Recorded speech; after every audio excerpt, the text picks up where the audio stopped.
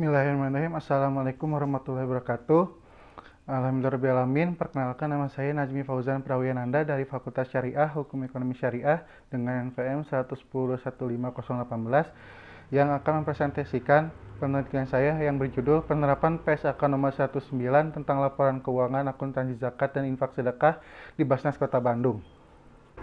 Dari rumusan masalah, yang pertama itu bagaimana ketentuan PSAK nomor 19 tentang laporan keuangan akuntansi zakat dan infak sedekah, bagaimana pelaksanaan laporan keuangan dan pada Badan Amil Zakat Nasional atau Basnas Kota Bandung, bagaimana implementasi PSAK nomor 19 tentang laporan keuangan akuntansi zakat dan infak sedekah di Badan Amil Zakat Nasional Basnas Kota Bandung.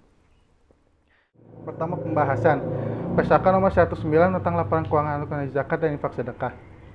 Nah, laporan keuangan zakat awalnya mengacu pada PSAK nomor 45 yang digunakan oleh organisasi non-profit dan yayasan. Lahirnya PSAK 19 standar akuntansi pengelola zakat dan infak sedekah di Indonesia menjadi landasan mengikat dalam penyusunan laporan keuangan organisasi pengelola zakat. PSAK 19 berisikan banyak poin yang berisi karakteristik, pengakuan dan pengukuran, penyajian, ketentuan transisi, tanggal efektif, dan komponen laporan keuangan. Yang ditekankan di sini ialah lebih ke penyajian laporan keuangannya. Nah, berikut adalah komponen laporan keuangannya, yaitu ada neraca. Dalam neraca ada aset, kewajiban, saldo dana, lalu laporan perubahan dana yang berisikan dana zakat, dana infak sedekah, dana amil, dan dana halal. Lalu laporan perubahan aset kelolaan yang berisi aset kelolaan yang termasuk aset lancar, aset kelolaan yang termasuk tidak lancar, dan akumulasi penyusutan, penambahan dan pengurangan, saldo awal, dan juga saldo akhir. Lalu ada laporan arus kas dan catatan atas laporan keuangan. Lalu pembahasan yang kedua, pelaksanaan laporan keuangan zakat infak sedekah di Basnas Kota Bandung. Basnas Kota Bandung memulai menggunakan aturan PSAK nomor 19 pada tahun 2017.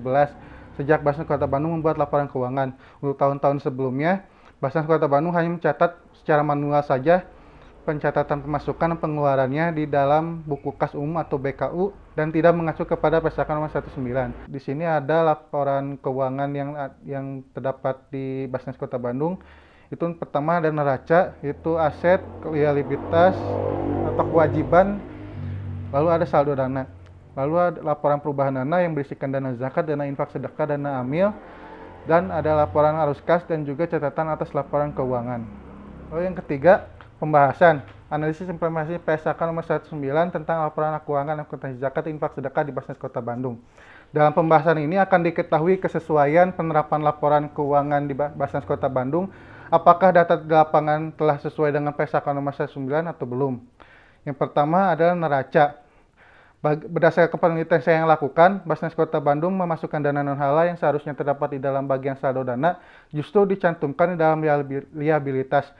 Catatan atas laporan pada poin nomor 6 mencantumkan liabilitas jangka pendek yang dicantumkan di dalam neraca sebagai liabilitas.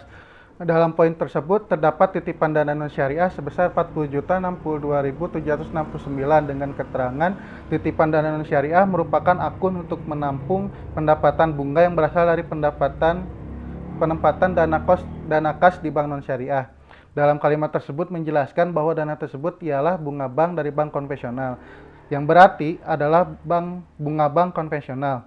Sedangkan dalam catatan poin nomor 2J, pengakuan bunga bank konvensional diakui sebagai penerimaan dana non-halal.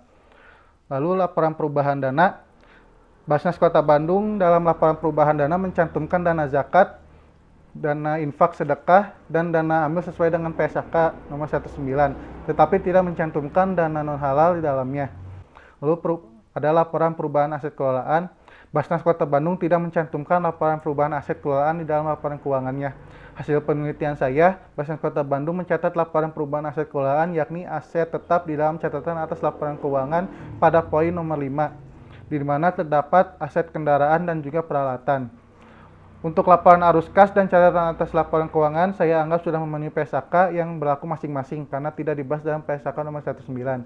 Dalam pelaksanaannya, Basnas Kota Bandung tidak mempublikasikan laporan keuangannya ke publik karena kebanyakan penerima zakat itu menerimanya itu dari ASN. Laporan keuangan hanya disampaikan kepada ASN ketika rapat yang melibatkan Basnas di dalamnya. Kesimpulannya, Yang pertama, PSAK nomor 19 tentang laporan keuangan akuntansi zakat dan infak sedekah yang dibuat sebagai standar akuntansi pengelola zakat dan infak sedekah di Indonesia menjadi landasan mengikat dalam penyusunan laporan keuangan organisasi pengelola zakat. PSAK berisikan standar-standar keuangan yang bisa menjadi acuan untuk menyajikan laporan keuangan serta semua yang berkaitan dengan perlakuan akuntansi. Laporan keuangan AMIL yang sesuai dengan PSAK nomor 19 terdiri dari laporan posisi keuangan, laporan perubahan dana, laporan perubahan aset kelolaan, laporan arus kas, dan catatan atas laporan keuangan. Lalu yang kedua, Basnas Kota Bandung menggunakan aturan PSAK nomor 19 sejak tahun 2017. Tahun-tahun sebelumnya, Basnas Kota Bandung hanya mencatat secara manual saja catatan pemasukan dan pengeluaran di buku kas umum atau BKU. Pemerintah memantau secara langsung penerimaan dan pengeluaran dana zakat melalui SIMBAS atau Sistem Informasi Basnas, tapi SIMBAS dan laporan keuangannya berjalan secara sendiri-sendiri. Lalu yang ketiga, pencatatan laporan keuangan akuntansi di Basnas Kota Bandung belum sesuai dengan yang seharusnya, sebagaimana yang diatur dalam PSAK nomor 19 tentang laporan keuangan akuntansi zakat dan infak sedekah.